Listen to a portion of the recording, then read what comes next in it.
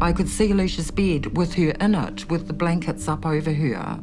And so I thought, okay, she's just sleeping. I grabbed her arm, and her arm was stiff, and I dropped it.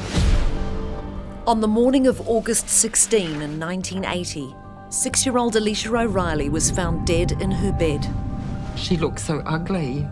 I couldn't believe that this was my beautiful little girl lying on the bed.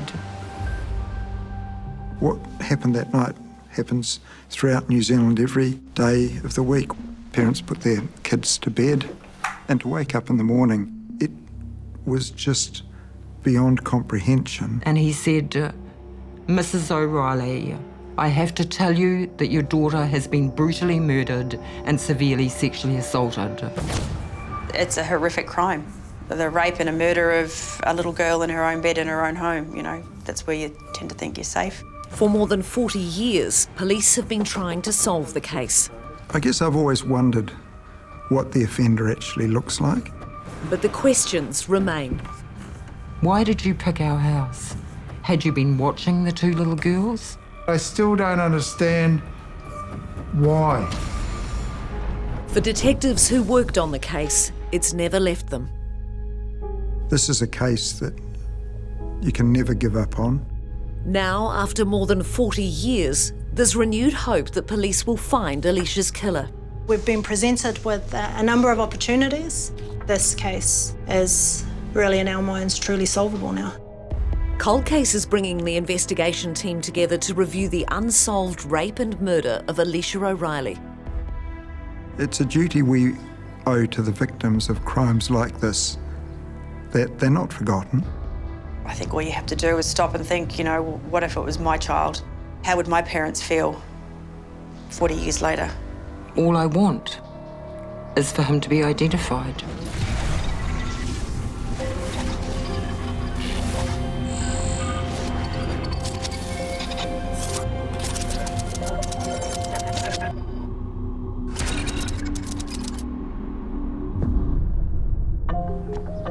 Yeah, in 1980, I'd been 4 years in police, and so I was just in my detective constable training. Well, a Saturday morning, we were the weekend shift, and when Alicia's body had been found in the bedroom at Canal Road, we came straight over. In those days, we used to go through and categorise everything in the house. It took days and days and days. I just found it beyond belief. Parents put their kids to bed and go to sleep in their own bedroom, and to wake up in the morning and find your daughter has been raped and murdered in her bed, it was beyond my life experience. When Alicia was born, she came into the world screaming, literally, and never really stopped. She was just one of those children, just a full-on child. If Alicia was awake, everyone in the house was awake. It was like she was trying to fit her whole life into 6.5 years. I found out after she died that the Chinese meal that I'd made that night, she'd chucked it out the lounge room window. Apparently the police found it outside the lounge room window. The night before Alicia was murdered, it was just an ordinary day. I had my boyfriend coming for dinner, and the girl that lived with me, her boyfriend was coming as well. And it was just a normal Friday night in the lounge room watching Dukes of Hazzard. The girls got into their jammies, into bed, and it was just an ordinary night, apart from the fact that the weather had turned really, really bad. It was absolutely thunderous. In the morning, Alicia's sister, 8-year-old Juliet, was the first one to get up and make herself breakfast. I got up, I went down the hallway to go to the toilet. Juliet was in the dining room and she had the heater on and she was playing with her toys. And I thought it was really odd that Alicia wasn't up, because Alicia was up before everyone. And I remember saying to Juliet, where's your sister? And she said, oh, she's sleeping. And I went, oh, God, thank God for that. You know, it was one of those, oh, I'm going to get a little bit more peace and quiet. From where I was lying in the bed, I could see straight through to the girls' room. And I could see Alicia's bed with her in it, with the blankets up over her. And so I thought, okay, she's just sleeping. Until a friend knocked on the door, and he had left his tobacco the night before. I actually said to him, you know, can you please check Alicia for me? And I remember him lifting the blanket back and then him turning quickly, and the look on his face was enough to,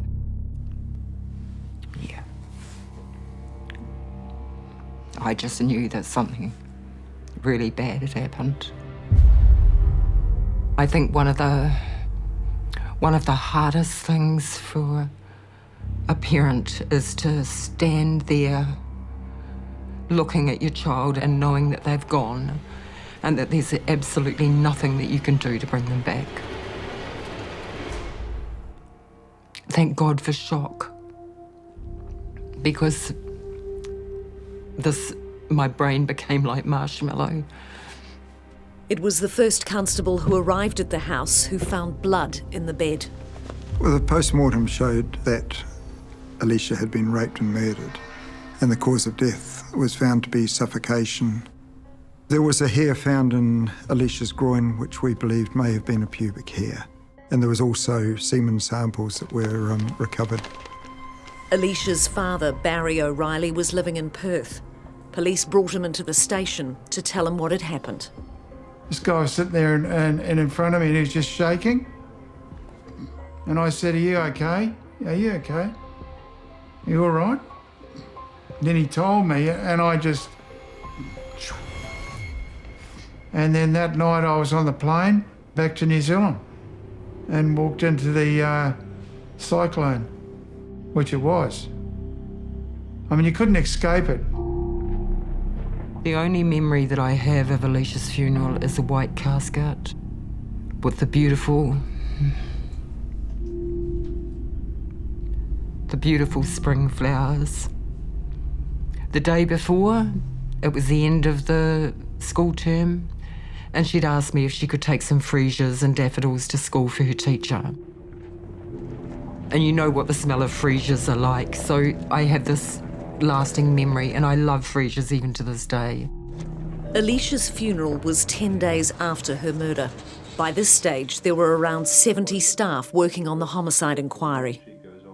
It was always difficult to understand why a person would pick on that house, and so the area canvass was a massive undertaking. Avondale was the main industrial area at the time. There was the Astley Tannery, there was the Crown Lynn Potteries, there was a lot of 24-hour shift workers, and public transport was in its infancy, so people used to finish their shift and walk home.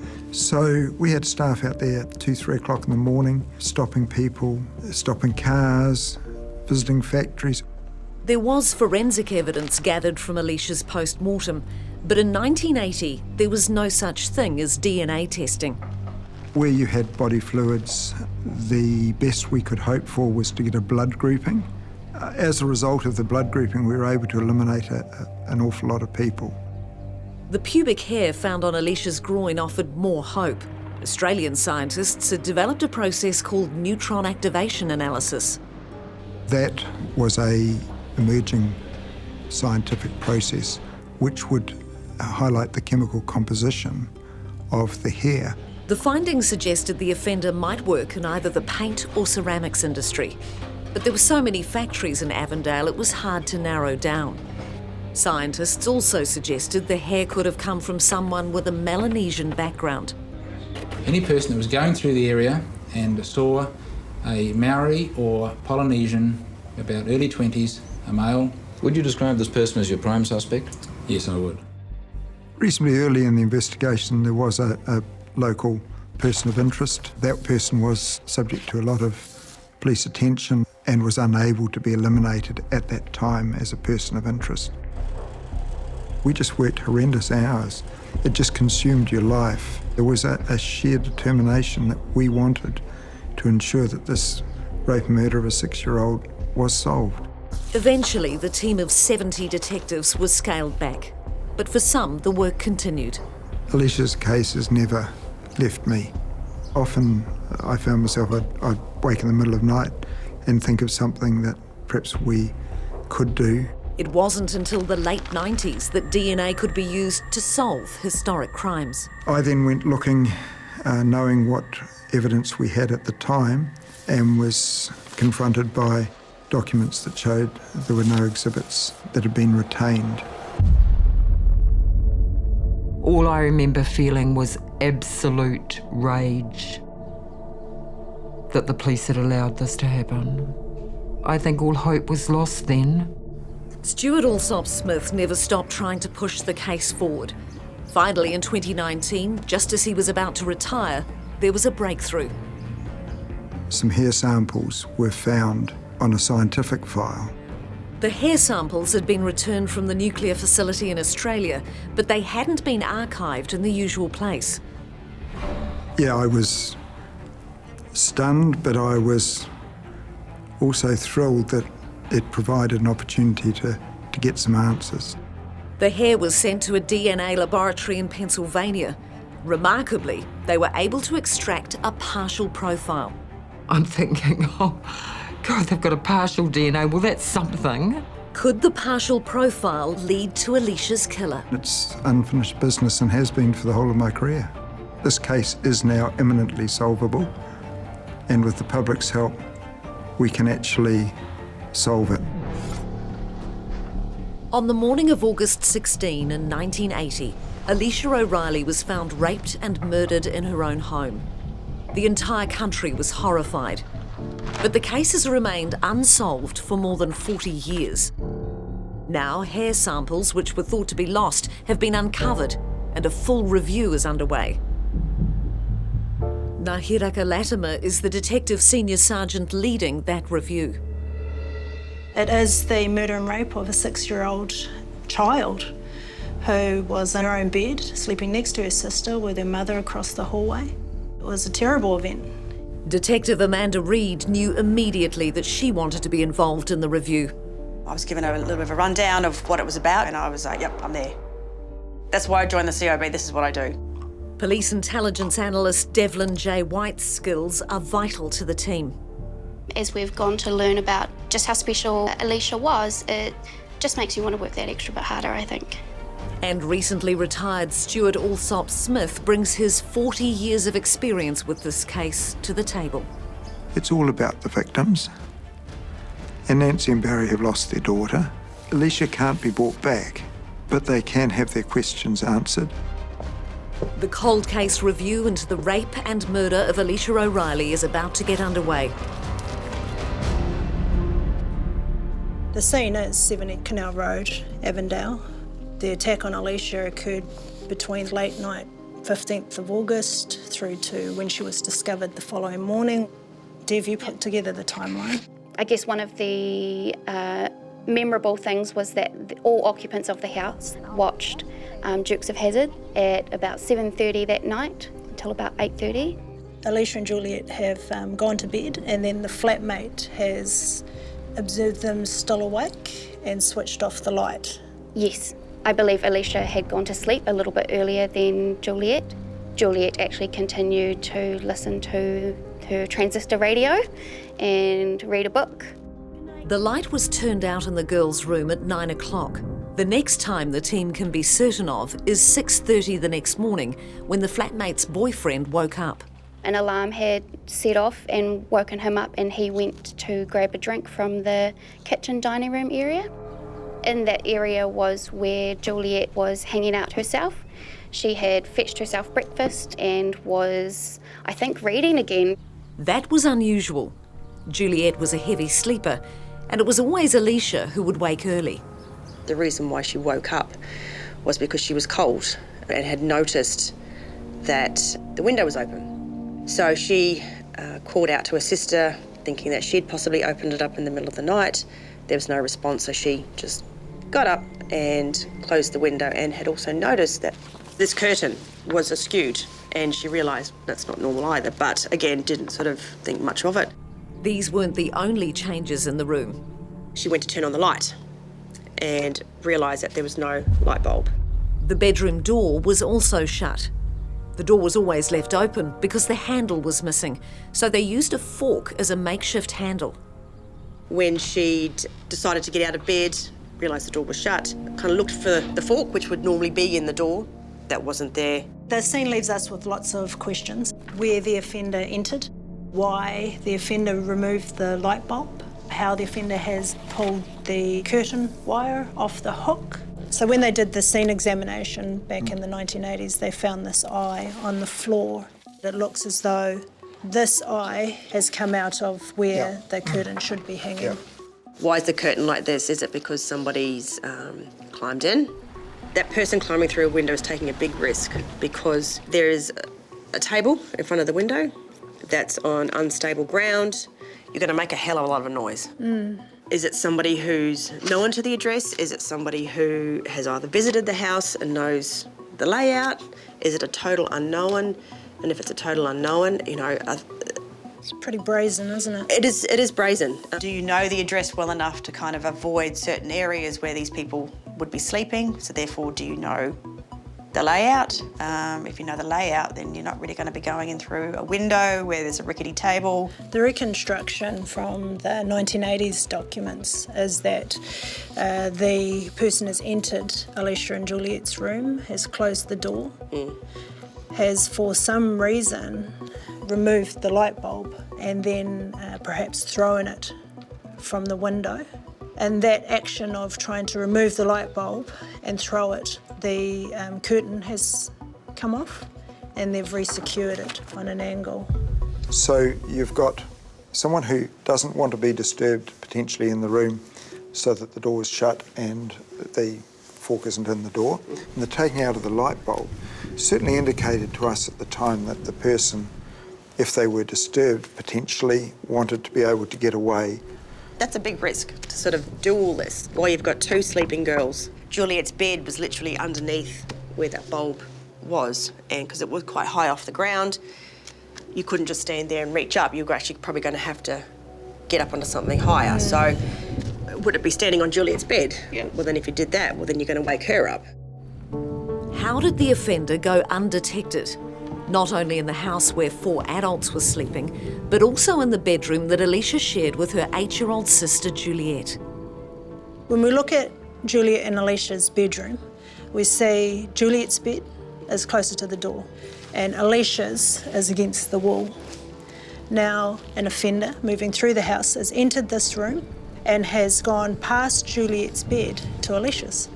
And if you are a total stranger and it's dark, you'll be stubbing your toe on the edge of a bed, you'll be creaking on uneasy flooring. Why didn't Juliet wake up? How it was that the offender has walked straight past Juliet and attacked Alicia in such a manner that if she was conscious at the time, she would have cried out. And for Juliet to sleep through, I think for Juliet's sake, it is actually a good thing. So based on what we know, have we identified where the point of entrance is? No, I don't think so. There are too many unanswered questions to really pin it down. The possibilities of, was it someone known? Was it a total stranger? Was it somebody who was vaguely familiar with the house? We felt at the time there was some connection that the offender had with the scene. Whether they'd lived there, visited there, it just was hard to comprehend that it was just a random person walking past and rape and murder a 6-year-old in her bed. It didn't sit with us. Yeah, and that's the same feeling that we have. It doesn't sit with us either. Yeah. Police are prepared to reveal an astonishing find that no one in the team could have anticipated. All right, let's talk about when we first kicked off our investigation. And we sat down, we started to review the boxes. I actually remember it. I was sitting here, I was going through my box of goodies and Dev was doing her box of goodies and Nikki was over here and she's kind of like, well, this is weird. I open the box and find an envelope. I look inside the envelope and then I call out to Dev and Amanda and I say, hey, come and have a look at this. And it was a pretty cool moment for us. I open the envelope and we see swabs. And those swabs are labelled Alicia O'Reilly, vaginal swabs. We've got a DNA opportunity. We've got a DNA opportunity of our offender. Yeah. There were high fives, I have to say. Just like, wow, this is, yeah, amazing, awesome. We then knew we had real hope and we had a real opportunity to solve it. 40 years ago, when Alicia O'Reilly was raped and murdered, there was no such thing as DNA evidence. Forensic evidence was gathered during her post-mortem, but destroyed 6 months later. Now the team reviewing the file have made a huge, unexpected discovery. A vaginal swab has been discovered in an envelope at the bottom of a file box and may hold the key to identifying the offender. I'll never forget the call I got from Nikki and said, we've got vaginal swabs from Alicia O'Reilly, and I was stunned. I said, but all the exhibit sheets show they were destroyed. I actually thought, you're having me on? I do remember you asking me to repeat myself a couple of times just so that you heard me right when I said that we had found the swabs. After our high five moment, we realised actually there's a lot of testing that will need to be done. This swab that we found is 40 years old. The questions are, will it still be viable for DNA testing? We don't know maybe what environmental conditions that sample has come into contact with. DNA can be affected by heat and moisture, and if it's not stored in the right way, it might have a detrimental effect on what we can do with it today. Sadly, the results were not as conclusive as everyone was hoping for. So with this swab, we were able to get partial DNA profiling results. But given the extraordinary find, the team decided to ask the mortuary if there was a chance they'd kept any evidence relating to the swab. It took quite some time for him to come back to us, but eventually he did and confirmed that they had found the slides that were taken at the time of Alicia's postmortem. For ESR, it was an even bigger challenge trying to get DNA from a 40-year-old slide. Ordinarily, if this was the case from today, we wouldn't do any DNA profiling on the slide. We would just use the slide to see, was there sperm present, for instance. When the slide was first created, no one could have anticipated that it would need to be deconstructed. The biological material would have been swiped onto the glass and a chemical adhesive added to keep the cover slip in place. Entolin actually makes the cover slip stick hard. It's very difficult to take off because the purpose is to make it not able to come off. In this particular case, it took 4 days. But no one knew yet if the DNA had been damaged in the process. The next part is wanting to actually get that DNA off the slide, and that's essentially scraping off the DNA into a tube. Despite the challenges, this time the results were excellent. They had an improved offender's DNA profile and also the Y chromosome DNA profile for our offender as well. And that was a high five moment again for us. The main expectation is that we will find the offender, that we will be able to run it through our database and we will get a hit. So in this instance, we haven't found a link to either the crime sample databank or the DNA profile databank. When the DNA database search came back negative, it was a bit quiet in the office. For Alicia's mum, Nancy, the development has also brought a clamour of emotions. Stuart Alsop-Smith was the one to break the news. Wow, my heart. We thought everything had been destroyed. And I said, have you got a DNA from it? He said, we've got a full DNA profile. Oh. My heart lifted until he told me that nothing had pinged. So, it's like this. It's up, down, up, down. There are a lot of highs in an investigation like this and a lot of lows. Really, my role is to make sure that to not lose momentum, to not lose motivation. So we have an offender's profile, standard DNA profile, and we also have the YSTR profile. It didn't match to anybody, which can mean a couple of things. It could mean that they've never actually had their DNA taken, or perhaps they just haven't committed an offence to have that, or they have perhaps left the country. Or they're no longer alive. Correct, yep. Yep. Even if the offender is dead, the team still has a chance of identifying him. They have the offender's Y chromosome profile, and the Y chromosome is shared by all immediate male relatives. It allows us to get an elimination DNA sample from a son or a brother of a person of interest who may no longer be alive. And by having that sample, we're able to eliminate all of the males on that biological line. Having the DNA of the man who raped and murdered Alicia means the 40-year-old case can be solved.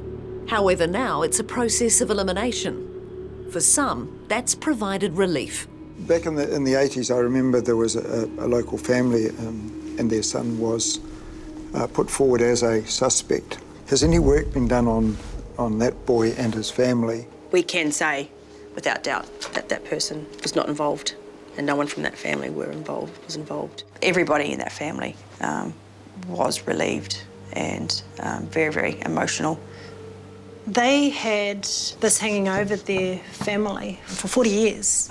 So to actually give them a clear answer that it's not that person, for them was very emotional. And it was emotional for our team as well. And so now we move on to, actually the question is, who is our offender? And in the file in the 1980s, they had over 650 persons of interest. Mm-hmm. Where did those persons of interest come from? This was made up of males who lived in the area, people that were known to Nancy and the house and the occupants, people who had offended and had come across police's radar previously. But with us, we were keeping an open mind, so not just anybody of Melanesian race, we were looking at everybody. So our pool had grown quite a lot. It's basically doubled from the 650. We're looking at about 1,200 potential persons of interest. We looked through every single file and job sheet and recording from the original investigation and basically plucked out any other, essentially male, who possibly could have been the offender. The huge area canvass phase carried out in 1980 has become even more valuable to the team today. Sexual offenders and offenders in general do have a propensity to offend within a close location of their base. So a base may be their residential location, an address of family members or close friends, or their place of work. That familiarity likely adds a sense of confidence and ability to maybe be less easily detected. Hundreds of names were added to the current persons of interest list from the area canvass alone. If you're male and your name's in that 15 boxes, we're going to come and talk to you, and if you're not there anymore, we'll come and talk to maybe a brother or a child. It's a mammoth task, gathering DNA samples from more than 1,200 people. But there have been further technological advances that could help the team hone in on the offender sooner. So back in the 1980s, the primary forensic focus was fingerprint lifts. And when they did the fingerprint lifts, they were all examined, but there were some that were unidentified. Yes. We're getting our fingerprint technicians to relook at them. Now we can probably search on them, but partials back then, you wouldn't be able to use them. Can the unidentified prints be linked to the offender? And can modern-day fingerprinting technology identify who he is? More than 40 years after the rape and murder of Alicia O'Reilly, police have made a significant breakthrough. They have a full DNA profile of the offender. But without a positive match in the DNA database, the team now has to eliminate persons of interest one by one. Now they're hoping fingerprinting advances might help them narrow their search. We were able to trace and locate all of the fingerprint lists that were taken at the time. We gave them to our fingerprint technician. From that, he has been able to determine that we have a number of lifts suitable for suspect comparison that have not been identified. The lifts that we focus on are those unidentified from bedroom 2, which is Alicia's room, in particular some of the items that may have been touched within that room. In the past, partial prints were difficult to search and identify. But now the digital database can map the unique reference points of a partial print and search for possible matches. A lot of people who perhaps were offenders back in early post-1980 would have had their fingerprints taken but not necessarily DNA. So if we're going to go and talk to somebody that doesn't have DNA, so we're going out there to get their DNA but they have their fingerprints on our system, we will nominate that person to our fingerprint technician to do a comparison against the unknowns. If there is a match, then what that will tell us is that that person was in that room, and it gives us another opportunity to be able to go out and talk to that person and find out why. There is one unidentified print in particular that the team is interested in. Something that kind of piqued our interest on re-looking at it was the fact that there were unidentified prints taken from the lampshade that the light bulb had been taken out of, and because of the height of the lampshade, it would have needed to have been held or steadied to remove it, and because of that, these could be the offender's fingerprints on there because of having to hold it and twist it. I think Nancy probably did change her light bulbs and things like that, but we've actually, obviously had her prints. They're not her prints. And because of the height, they would have had to maybe stood on something. There's a chair that's positioned in between Alicia and Juliet's bed. Had that chair been moved, and is that how they've been able to hold on to it, because they weren't standing on the edge of a bed? Juliet, in her interview, says that she listened to her transistor radio before she went to sleep, and she placed that on the chair. The following morning, that transistor radio wasn't there, and police, when they did the search of the room, found it amongst Juliet's blankets. There's certainly been a number of activities taking place in that bedroom that I'm sure they haven't just been done for no reason. We look at the removal of the light bulb. We look at the door handle and the fork is no longer in there. All these things, to my mind, indicate that this wasn't some quick, unthought-through criminal act. The way Alicia was discovered also raises significant questions about the offender's behaviour. It does appear that the bedspread on top has been covering her face, and she's fully clothed in her pyjama trousers and her pyjama top, and also wearing a dressing gown. Is this to slow somebody down in noticing that she is deceased, or is it more psychology behind it? I think people don't realise that the man that murdered her redressed her. I would be thinking, what would be the purpose of that person doing that? Is it a result of guilt behaviour where somebody feels remorseful and they're attempting to make this scene look more palatable for themselves? Or is it just something that's occurred out of necessity because of something else that's happening in the scene at the time? We also are interested in the victim choice and the fact that there was another child in the room at the time. So we would be thinking about the confidence of the offender, knowing that there was another person that could be woken in the room. For everyone involved in this investigation, they struggle to understand what sort of person could rape and murder a 6-year-old girl. What do we actually know about this offender? From 1980, we knew he was male, and we felt was likely to have some type of criminal offending in his background. Is it somebody who's targeting children specifically, or someone who's after rape? And why Alicia, not Juliet? Alicia was younger. We might be thinking that potentially he has a preference for younger children. We may also be thinking that he may have chosen Alicia because he already knew of her or had seen her before. For someone to commit a crime like this, they must have had some kind of precursor and offending to this, whether that be similar in nature in regards to the molestation of a child. Peeping and peering. Peeping and peering. Or even burglary, because you've got 4 adults in the house. So, it is somebody who has been able to perhaps break into houses before without being detected. Someone who's built up an unhealthy interest and fantasised perhaps about something like this. Well, he could have been hanging around schools in the area.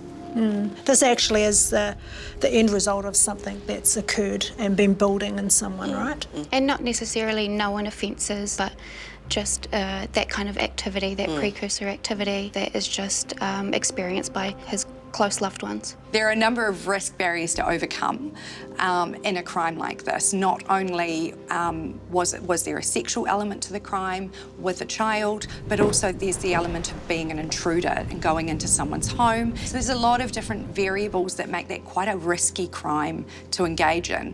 When I think about the offender, I struggle to comprehend how he found himself going into that actual house and why that house. Why did you pick our house? Had you been watching the two little girls? Had you been watching them from afar? And I think probably I will never ever have the answer to this. That did she suffer? I think that's every parent's nightmare. You don't want to go there, really. Police have uncovered an incredible opportunity to find the killer of Alicia O'Reilly. The man who raped and murdered the 6-year-old girl in her bed in 1980 left behind his DNA. Now police have recovered that DNA and have his full profile. There's a part of me that's got one foot in 2021 and another foot in 1980. I don't think I like the feeling. It's like having to relive the nightmare all over again. And it's the waiting. When I reflect on where we were in 1980 and how this could be resolved, we were really needing a confession. We did not have the luxury of being able to absolutely eliminate one person of interest against another. As one of the team described it to me, we have the golden ticket. We just need the information to lead us to who the actual person is. The task of identifying the offender is now a labour-intensive one, with more than 1,200 persons of interest to work through.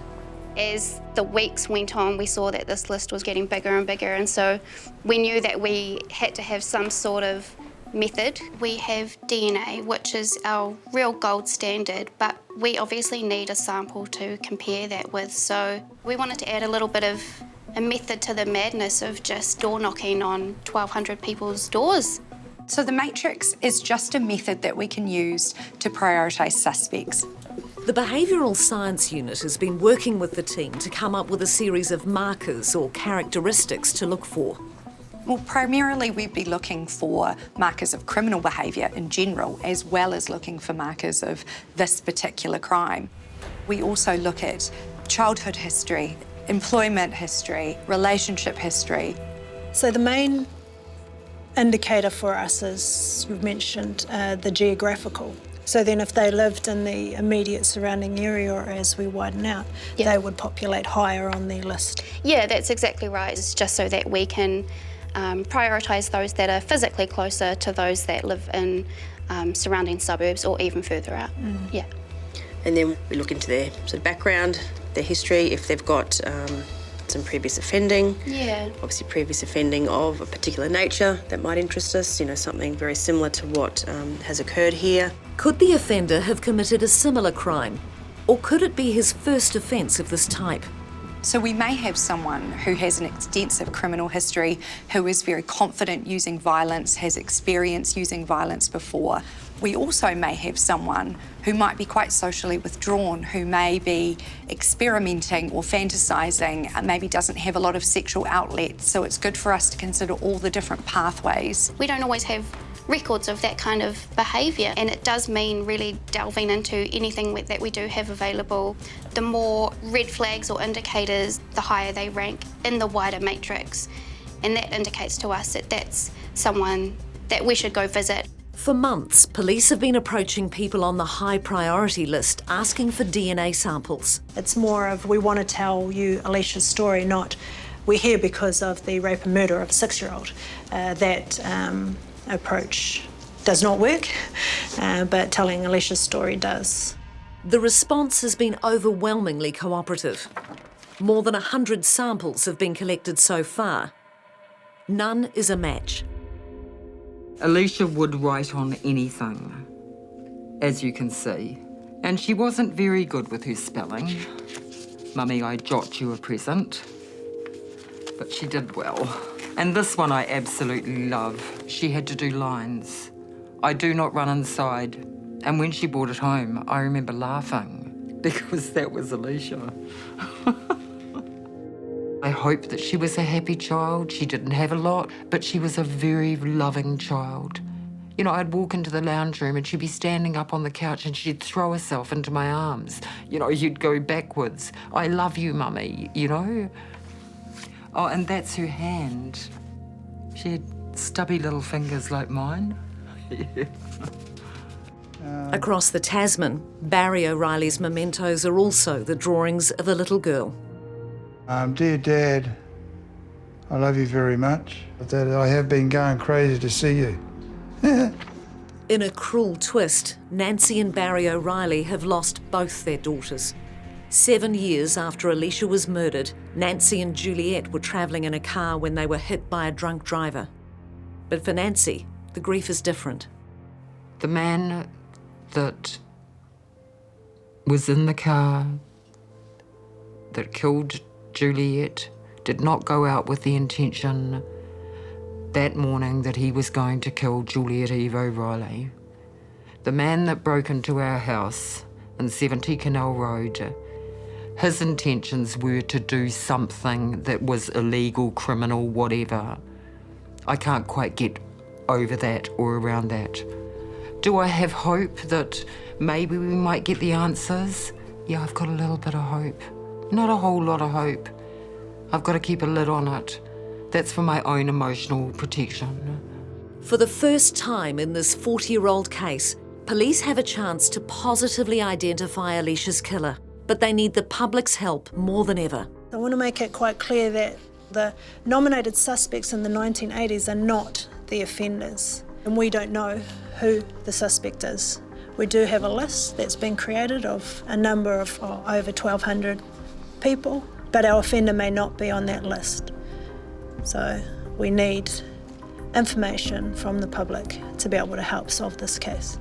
You know, perhaps family who live in the area may have had other family visiting who wouldn't have been captured in that area canvas. Had your family member, a husband, a son, a grandfather, an uncle, been acting strangely at the time?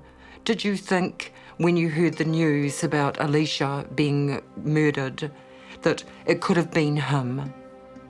What I'm urging you to do now is please, please, get a family member to do a DNA sample, if for nothing else but to eliminate that person that you had doubts about. And what I would like to say, if the man is still alive, we're coming for you. We're coming for you. I have a photograph of Alicia on the wall. And every time I start work in the morning, I see Alicia's face. And when I leave in the evening, I see her face as well. So my thoughts are always about Alicia. And when I think about Alicia, I think about her family and her parents and being able to resolve this case for her. It would be a highlight, an absolute highlight, to have this case resolved. And I have no doubt that the team will do so. I just want this waiting to stop. I just want this waiting to stop. If there's anyone out there that can help my waiting to stop, please come forward.